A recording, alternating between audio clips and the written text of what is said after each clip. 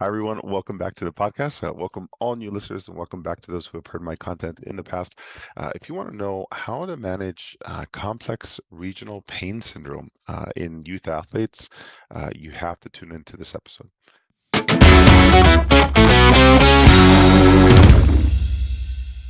Hi, everyone. Welcome back to the podcast. Welcome all new listeners, and welcome back to those who have heard my content in the past. If you want to know how to manage complex regional pain syndrome in youth athletes, you have to tune into this episode. Before I go on to the episode, what is new? What is better in life? Gosh, this is after last week's podcast and quite a whirlwind of a week. Probably the toughest month I've had personally in a very, very long time, and I shared that in my last podcast. But over the last week, there's been a lot of upgrades, a lot of good things. Number one, I just finished my first Kickstarter mentorship course, 8 weeks online. And that was version 1.0, and that was incredible. I think we had 36 students in that first cohort, and I am pumped. The things that I took away from that was, pre-COVID, I don't know if I would have ever guessed, that you can reach and support so many more people professionally in the PT practice because we're a heavy hands-on. We got like CU courses are in person, and now moving in virtual, you can impact so many more people's lives and their clinical practice virtually. So I'll share more on that within this case and how I think you can take away some of those things with you too. But so Kickstarter is done. That was an amazing 8 weeks. And if you guys are on here, you've been part of that course. That will stick with me for a very long time because it was my first one. And for those who've asked if I'm going to be doing it next year, not sure yet. But for those who are interested, I am going to have the self-study option available now that we've gone through the full thing. That'll be available on my website probably in the next few days, so that way you can take it on your own at your own pace and do that. But so Kickstarter's done. My kids, my son is now getting into jujitsu. Zach is, so I'm excited about that. My daughter is now going into ballet. Alex is taking on the ballet industry now.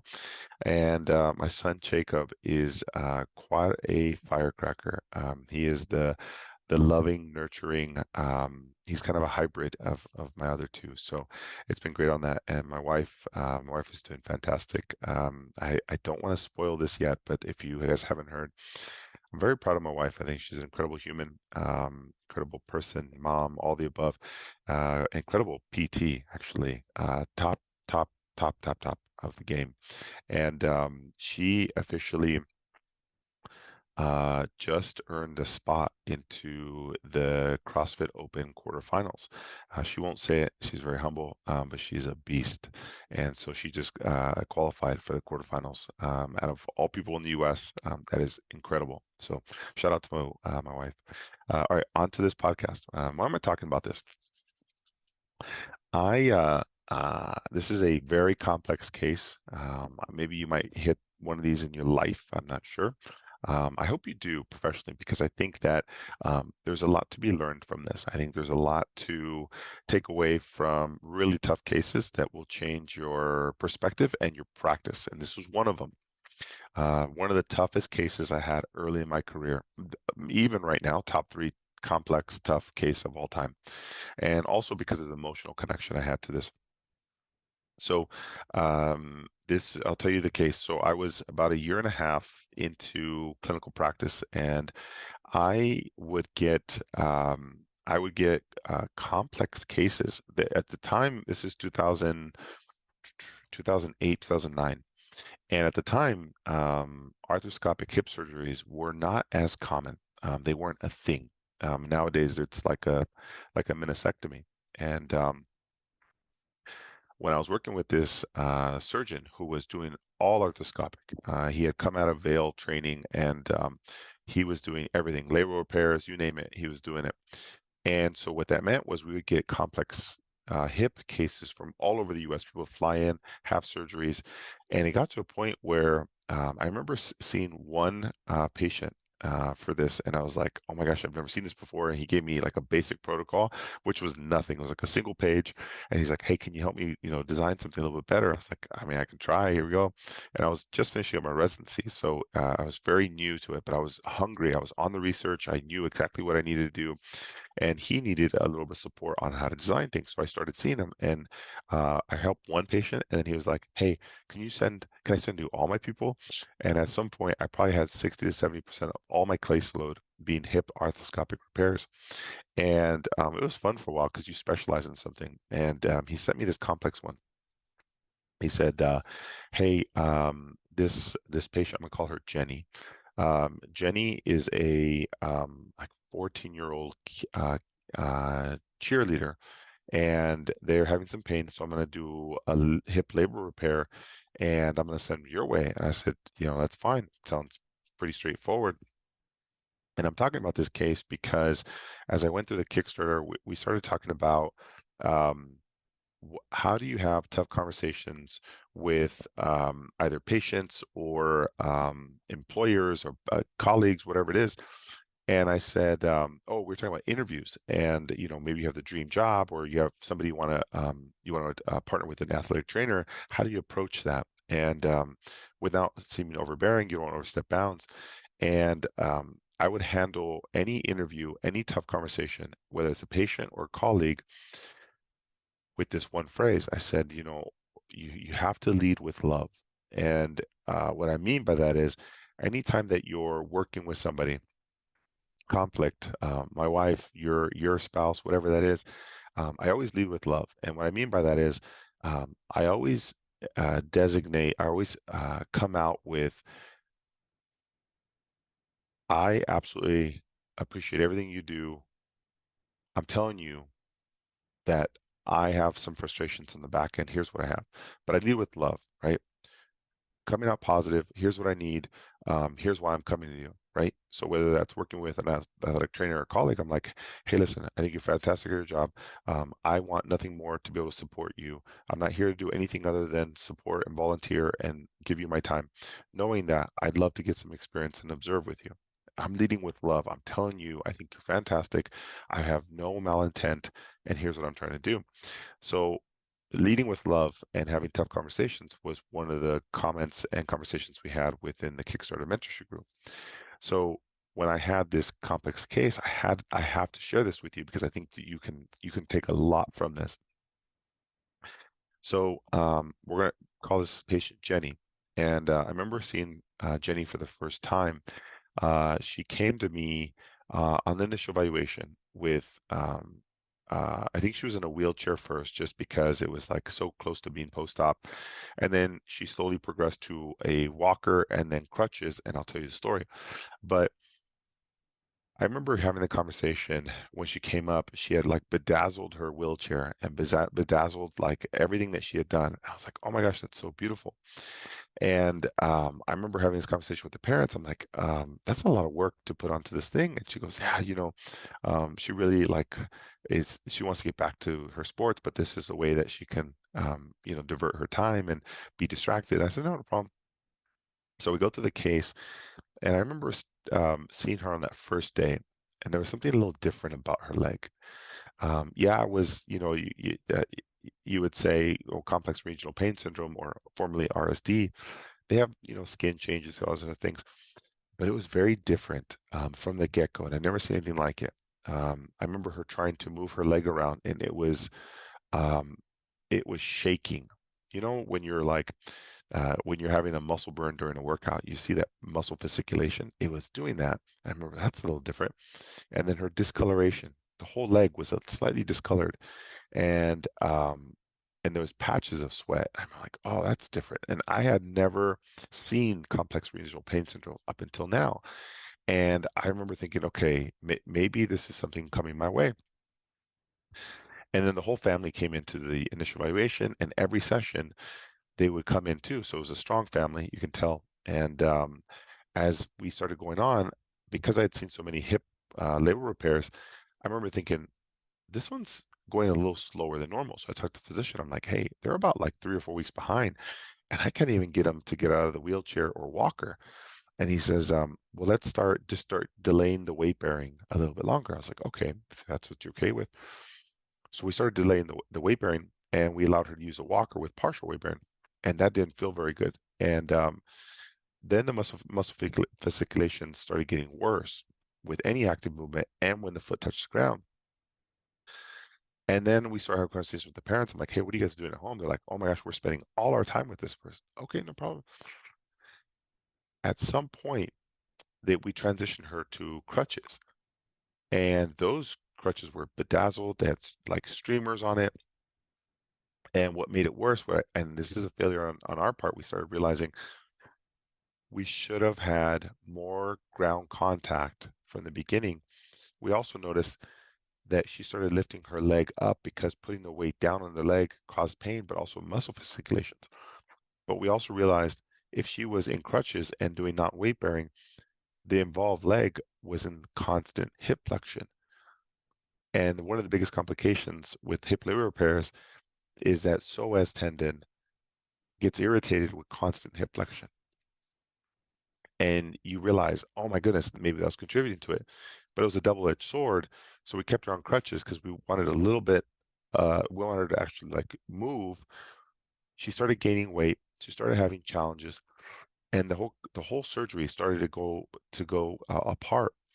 And after talking to the parents, I said, tell me more about Jenny. Like, tell me about their home life. Tell me what happens. They were the youngest of three, and they were a good athlete, and they did well in like large groups. And I said, is there ever a time where you've spent this much attention on this individual? And they said, no. I said, interesting. They're the youngest, and they're now getting more attention than ever. I saw the streamers, I saw all this other stuff, and now the parents had to stop working certain hours and they had to bring her to appointments. There was a point where we started increasing the number of sessions to like 3 times a week and then 5 times a week. But Jenny kept saying that she was in constant pain and she couldn't get over this pain. So I asked the doc, what do you want to do? And they said, let's add meds, right? Let's give him some pain management. And this was where it starts to get a little odd. Jenny starts taking pain meds and it starts helping. And now the pain meds, the attraction to pain meds starts. So there's a lot of moving parts here. So now you have somebody who's afraid of weight bear. They have fear avoidance. They have constant hip flexion. You have a slight discoloration, fasciculations with any form of contact, a little bit of sweating. You have weight gain, a slight attention seeking, youngest of the family, and now starting to like pain meds. And this is a 16-year-old, 14 to 16-year-old kid. And now we're in like 3 or 4 months, and this person's not weight bearing. And we threw everything. And I can tell you, in my residency, I was probably overly creative. I would try everything, any form of exercise you can. This is before like YouTube and Instagram. So I'd always have to do like Google searches and like talk to colleagues. What can I be doing? We tried partial weight bearing, supine prone, standing, full weight bearing. We tried harness assisted movement. We tried it. We were creative, but it was getting to the point where it seemed like there was something different than musculoskeletal pain. And at this point, I started doing deeper dives on research. I'm like, what can we be doing? So at some point, we start thinking, let's talk to a sports psych. And the parents, everybody was kind of like, but they're 14 to 16. Is that a thing? And I said, I think there's opportunity for this. And this is one of my first times I had to lead with love, with the parents and with the athlete. I said, I fully trust that you guys are doing everything that you're doing, and as a clinician, I have to do my due diligence, not to just continue to steer you towards like movement and mobility and flexibility, but I think that there can be something more. I want to make sure that we're all on the same page. In any form of neuromuscular challenge that you have, there's an input and there's an output. Right now, we're not getting the output that we want in terms of muscular control, flexibility. Like you're trying to have an output and the muscles aren't working towards that. And I said, what I want to do is I want to see what's happening to the wiring on the input. And I want to know that our, Jenny's perception of pain and what's happening is real. So I need to learn to work on how to distinguish pain from soreness and ache and all these other things. And so we got her connected with a local sports psych. And I remember this is the first time I ever referred to sports psych, because I got emotionally connected. I was like, I have to stay objective about this. I want to help this person, but I'm capping out around that 4 to 6 month mark. It's not working. I feel bad for the parents because they're doing so much. They're putting all this money, time, and effort. I remember one parent had to stop to like do like 20 hours of work because they had to take her so many appointments. They had pain management. Now we had sports psych. We had the surgeon who's like putting it all on me. I'm working with Jenny and their parents, and I'm like, this is what I would do if it was my kid. Let's go to sports psych. I can't have you on pain meds all the time. Here's what I'd say. Let's all to get together. So we start doing collaborative, multidisciplinary care. And at some point, sports psych even said, I mean, we're helping, but there's something more. Around that 9 month mark, I remember doing some research and I met somebody who worked with pediatrics as a clinician. I said, hey, what do you do with these complex cases? She said, honestly, if you're hitting that close to that year mark, you might start thinking about Boston. And I was like, what's in Boston? And at the time, there was a intensive multidisciplinary youth or pediatric program for cases like this. I started doing all the research, and it was like a 3 or 6 month program. You move to Boston, and you basically put yourself in an immersive environment where the parents, pain management, sports psych, OT, PT, physicians, nurses, PAs, they're all in one program, and you work with them daily for like 3 to 6 months. And I presented the option. I'm like, hey, I mean, I don't know anything about the finances, but here's some options. I'm kind of capping out on what I can do for you, but I will do is I'll find you the resources. And they actually ended up doing it. It took about 3 months. At that year mark, they get in, they do this program, and it's an all intensive. And there was some form of challenges with medications. And I wouldn't say use the word addiction, but I would say, there was an inclination to use more meds. And at that time, it was hard to believe, hard to stomach. But when you're in a situation where pain is so much part of your life, you want everything to get out of there. So at this point, Jenny had gained a certain amount of weight. She had lost a certain amount of friends. The hope for exercise and everything else and making the team was no longer there. It was less. And I ended up finding out that they did well, but it didn't solve the problem. After this, Jenny starts developing other autoimmune conditions, and the body starts kind of fighting back. And I remember her seeing her skin being pale, and I remember her body start changing. And I don't know if I did much on the musculoskeletal side. And as a clinician, it's the worst feeling in the world. But there's a couple lessons I'm going to bring to you, and I think that will impact your career and the things I would have done a little differently. And I have them written down here. Um, One of the things the problem became setting expectations for the youth athlete and for the parent. And I remember thinking, oh, well, I was like Mr. Optimism. I remember being so hopeful, like I'm gonna do this. I can conquer this. And I remember thinking, man, that's not happening at month 3. That's unusual. Month 4, month 5, and I kept going because I believed I could do it. And at some point, I had to create my own outline of expectations. Like, well, when are you going to say you need to move this on to somebody else? And I can't answer that for every patient route that you have. But what I can say is there's definitely have to be a cutoff time where you're like, I'm tapping out on my resources. And I would say, honestly, within 3 months of minimal change, of rates of improvement, whether it's strength, flexibility, subjective report, you need to be able to not throw in the towel, but start finding other resources. And I think that's fair to the patient. And you need to be fair to yourself instead of being super hopeful that you have to be super objective in helping people move forward. Doesn't mean you're letting them go. You're just helping them in the right direction that they need. The other part, I realized I didn't have 2 parts of this equation, the skills and the strategy to be able to manage this. And we talk about skills within rehab, I think you have. I mean, that's what you're developing.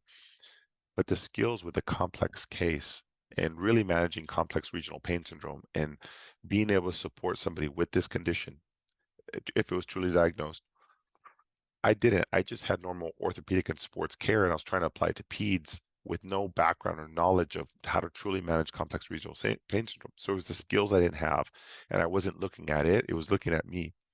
Number two, the strategy. And that goes back to the youth and parent expectations of I should have set boundaries, and then here at this mark of no improvement, go forward. As a profession, internally, you set your expectation with goals and targets of success. But rarely do you set targets of failure. Why? Because you assume you're going to do it. And so we all put this um, lengthy timeline of, okay, I just got to achieve the mark of SES, OCS, residency, whatever it is. But what if you're not hitting it by year 1, 2, 3, 4, or 5? You're like, I'm still going to do it. I'm still going to do it. But what you haven't looked at is, well, what's failure? If I haven't done by year 3, I need to set another target and do something else. But we rarely do that. So I would have said, I needed to develop the skills and look closer at not just my ortho and sports and peds, but develop the skill set for that specific condition. Number two, set up the strategy so I can set up realistic expectations of what's success and what's failure within the rehab for this person so that the parents know at this point, if they're not reaching, if they're all in failure and not reaching success, we have to look elsewhere. And I think that's a realistic timeline. And those are the two problems that I had, the skill and the strategy to be able to solve this problem. So what are my solutions and lessons learned that you can apply to your clinical practice? Jenny to this day, I'll tell you some things. Jenny to this day still has some autoimmune challenges. I still keep in touch with the family and I see them. I think we're friends on Facebook and Instagram, and I like to see Jenny's like growth as a person and a human. But there were some parts of that that I feel bad. Like, could I have done anything differently? Could I have prevented worsening or further decline in this? And I don't know if I can answer that answer. And I don't think you can let that be at the top of your head every time you try and see somebody. But there's certain cases in your professional career that will do that. This is one. And here's the solutions that I would have. Number one, set the expectation of what success and failure look like and communicate that to yourself and to the athlete and to the parents, and then loop in the physician as well. And if they're objective based on your clinical reasoning, research, and this person's case, and you can blend all that, I think it's very good. So now people have a general roadmap on a plan of like, what does failure and success look like? But that requires you have to do a lot of research on the strategy of like, well, how long is this case going to do? You have to learn all the skills. So I think it's good you start there. Number two, with these individuals, complex regional pain syndrome, they don't do well on an impairment-based focus. Strength, range of motion, ambulation, percent weight bearing. These individuals, function is everything. Function is life. You focus on goals. You do not focus on impairments, because if you focus on impairments, there will be slow progress. They need to be pushed towards the highest level of a goal, which is I need you to be able to walk, sit, stand, move, all the above. Once you do that, you put them in a really good position to focus on the most important things. And if you focus on function, you have to understand there's going to be some pain, and you give them a guideline, right? I think our guideline was 3 out of 10. If that's your baseline, you could only go 2 numbers above that.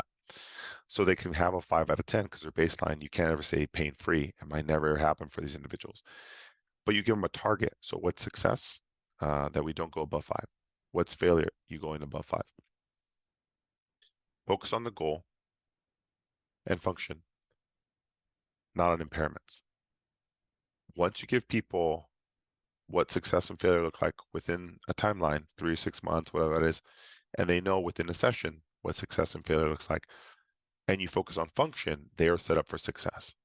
And I think as PTs, sometimes we don't focus on that. We really heavily, because whether insurance or documentation, you're always on like, well, the range hasn't improved, and blah, blah, blah, blah. These people, they will continue to drive themselves into a hole because they're so focused. They get in their head. They already have a lot of pain and nothing is improving. And then when they come to see you as PT and you're like, your range of motion hasn't improved, your hip strength hasn't improved. I'm sorry, Jenny. Like there's nothing I can do for you. I mean, like you're not getting better, and they don't need that. They need positivity. There is a lot of work, a lot of emotional support that they need through this process. So I think once you do that, create that roadmap. I think in the background, if they're not starting to hit their targets a month or two before you see failure happening, I think you have to look for resources. And who would I look for resources for complex regional pain syndrome? I would look to partner with somebody in your local area, an occupational therapist if they need it, a physical therapist who specializes in this. And what I would say is don't push them to them. I would say you introduce it before you start doing all that. Lead with love. Listen, if you're not your markers are success, I'm going to send you a specialist. I will do everything in my power to get you there.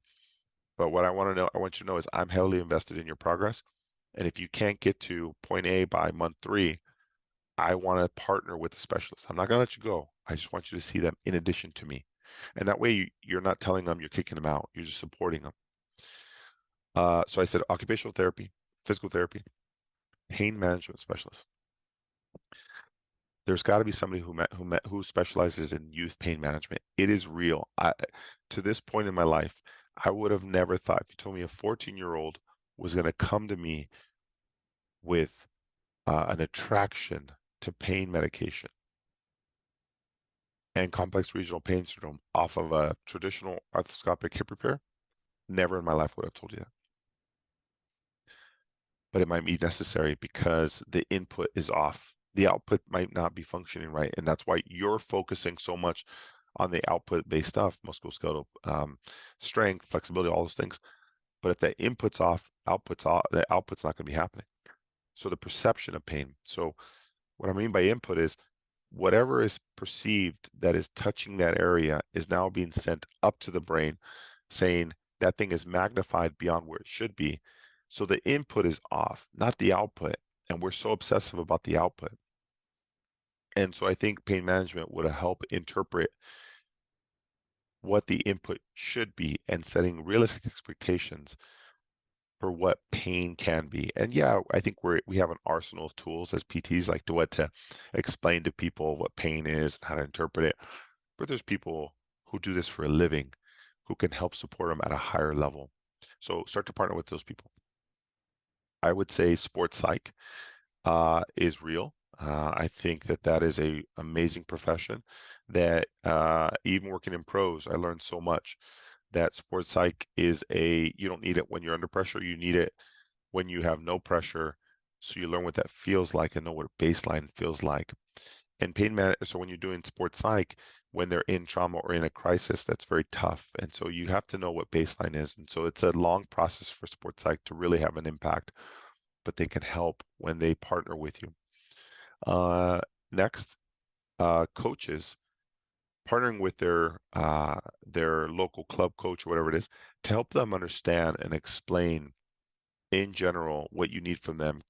Is there anything they can do in the practice to participate, to feel like they're there to help support, even though they're still part of the team, but they're not playing. So I would have looked for different resources. I would have got her with a pediatric PT who specializes in this, pain management, sports psych, and then partner with a coach and built a team to help this person versus me and the family who doesn't have a lot of resources and the hip surgeon who is like, I mean, that's not a specialty. So it was me on an island and I was trying to do this by myself. So I'd say look for resources. Okay. And that goes on to my next one. Don't do it alone. That's not your problem. And meaning it becomes a problem when you take it all on as a burden.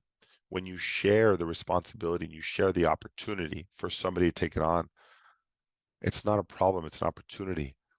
And when you take it on by yourself, of course, you're going to default to, well, I just don't know, and you're going to give up. And that's not the right thing to do for a complex case like this. They need your support.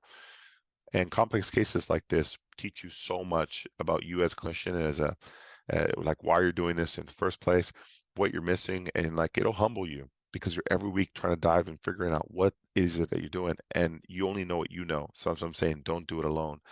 Partner with people and figure out how you're going to do this. And that's why I said look for resources.